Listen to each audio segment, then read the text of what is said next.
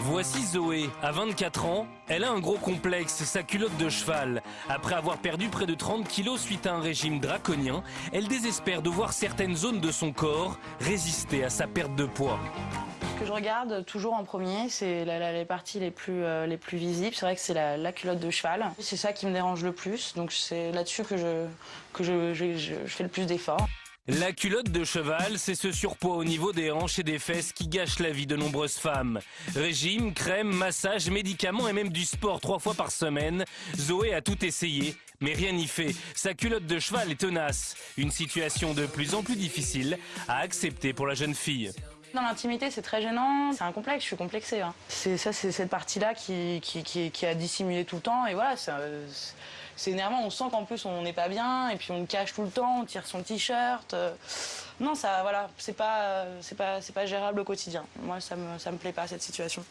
Une situation que des millions de femmes connaissent et toutes se posent la même question. Comment lutter efficacement contre la culotte de cheval?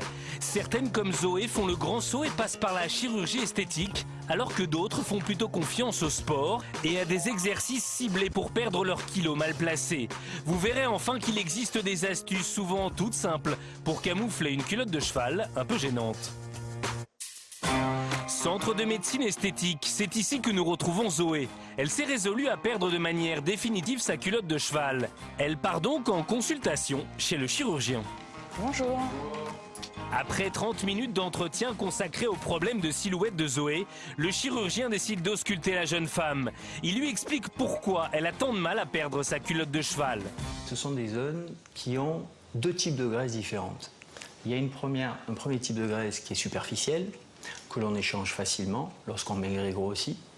Et il y a une graisse qui est beaucoup plus profonde, qu'on appelle de stockage, de réserve, qu'on utilise en fait très peu. Pour perdre 1 kg de graisse profonde, il faudrait perdre à peu près 6 kg par ailleurs. Et cette graisse de stockage, c'est elle qui forme l'essentiel de la culotte de cheval. Une graisse de type hormonal est souvent héréditaire. Et dans le cas de Zoé, quasi impossible à éliminer sans l'aide de la chirurgie.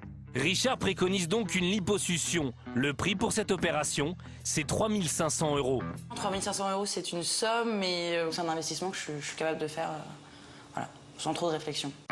Même si Zoé paraît décidée, c'est la loi qui lui impose un délai minimum de 2 semaines de réflexion.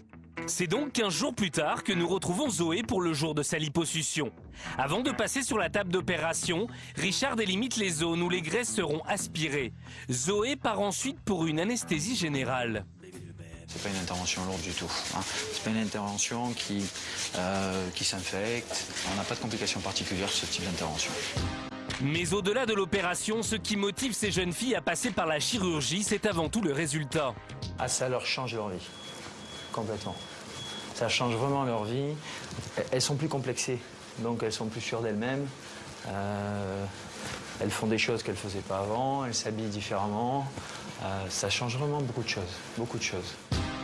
À compter de la date de l'opération, il faudra un peu plus d'1 mois à Zoé pour voir enfin une vraie différence. Astuces en tout genre, sport ou encore chirurgie, il existe donc de nombreuses solutions pour se débarrasser d'une culotte de cheval gênante. Fini de complexer sur ses hanches, il est désormais temps de passer à l'action.